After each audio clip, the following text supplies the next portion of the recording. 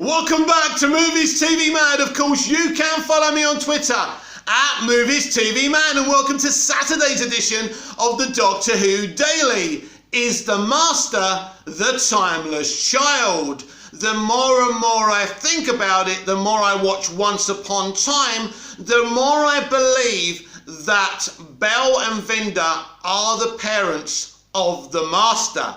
It makes sense in a lot of ways. And if you're of the thought that you definitely don't want the Doctor to be the timeless child, this is a way of doing it. Would Chris Chibnall actually do this to the Doctor? It's interesting.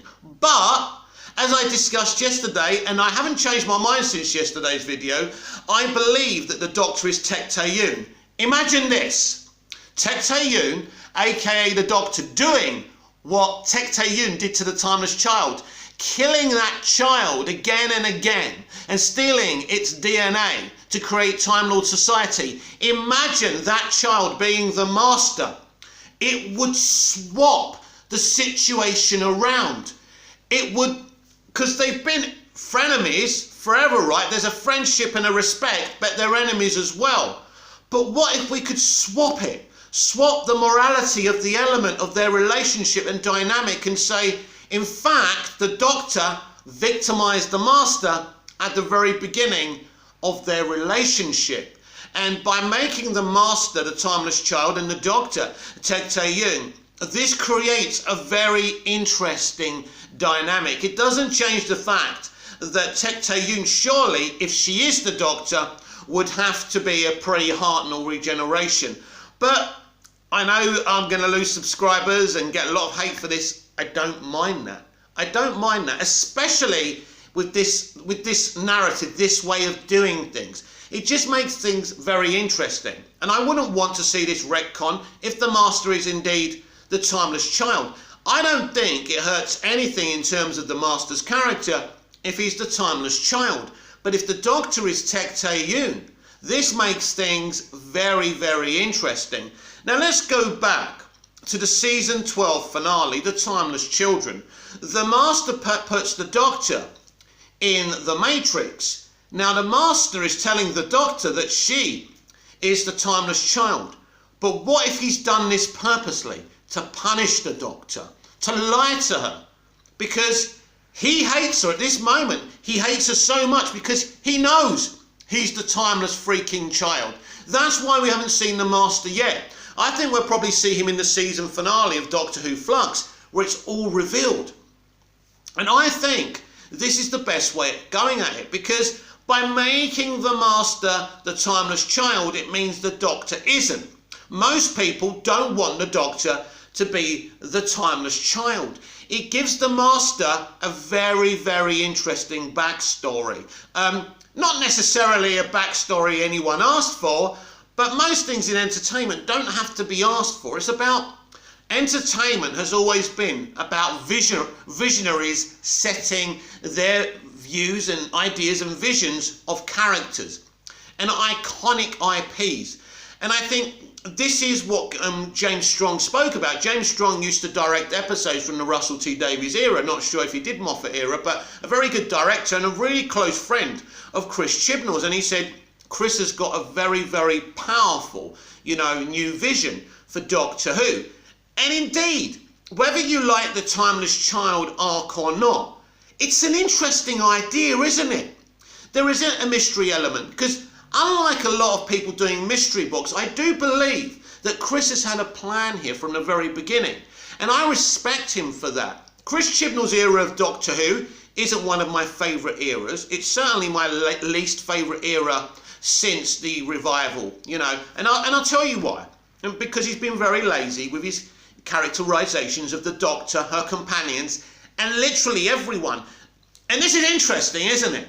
Let me tell you why this is the big clue why I think Chris is making the Master the timeless child. Why is it that the Master, aka Sacha Dhawan, is the only character in the Chibnall era that's been given great characterizations? He's great. He's one of the best Masters. He may be the best Master. I'm not saying that definitively, but think about it. The Doctor, barely no characterization apart from her liking custard creams. Yaz, no character development hardly. Ryan, Graham, and Dan's kind of more interesting with more personality, and I think that's more about John's performance than the writing. But when it comes to Sacha Dhawan's master, this guy has been given everything a writer should give a character and an actor. So that's interesting. Could Chibnall's era of Doctor Who be defined by his vision of the master? That the master, that his era of Doctor Who was always the master's story. And this is very interesting because, as I say, if the Doctor is Tech Tae-yoon, it swaps their positions. The Doctor has always had moral high ground, in comparison of the Master.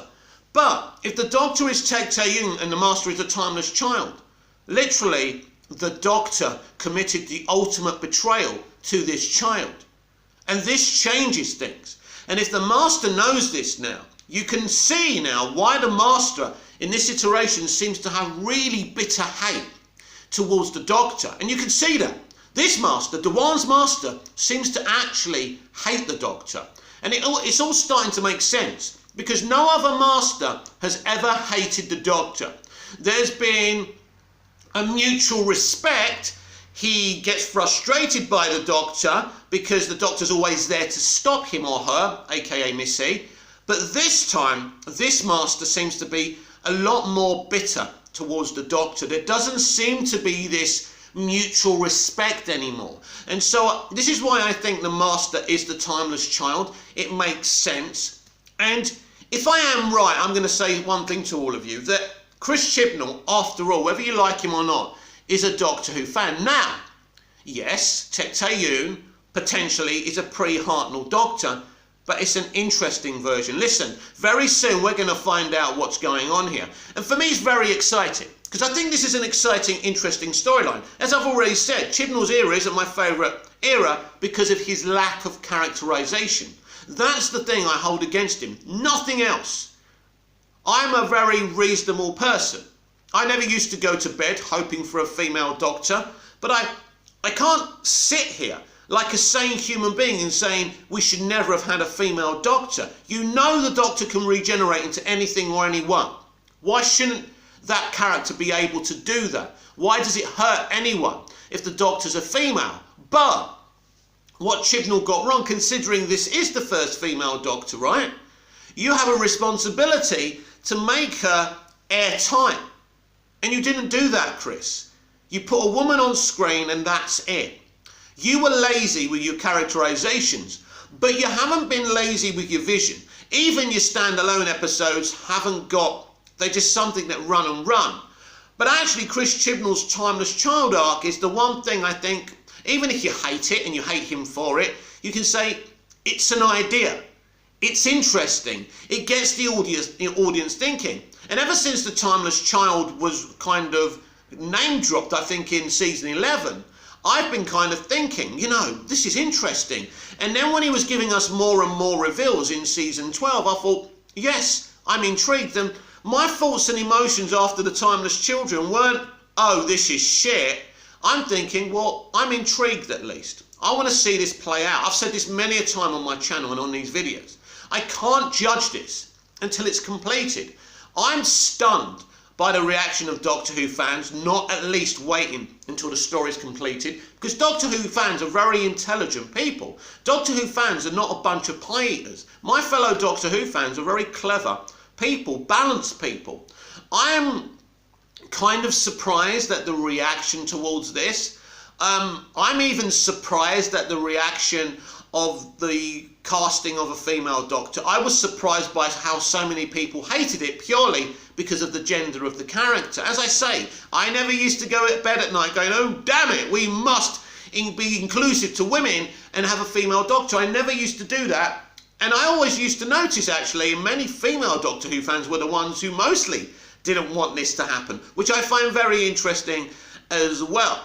Ultimately, the first female Doctor isn't a great incarnation of the Doctor because there's no characterisation there. She's literally an empty shell impersonating David Tennant's Doctor. That's a shame. And that really is down to the showrunner and the actor playing the Doctor, because they both should have had the passion and the intuition to sit down and think, what are this Doctor's foibles? What is her character? What motivates this version of the Doctor? And this is where they were wrong. And this is where he's been wrong with all his lack of characterizations. This has been the Doctor Who Daily. I'm Mick, your host with the most. Just ask your girlfriends and your wives. Like, share, subscribe, hit the notification bell so you never miss this perfection. And I'll see you again tomorrow with even more Doctor Who Daily. Until then, goodbye.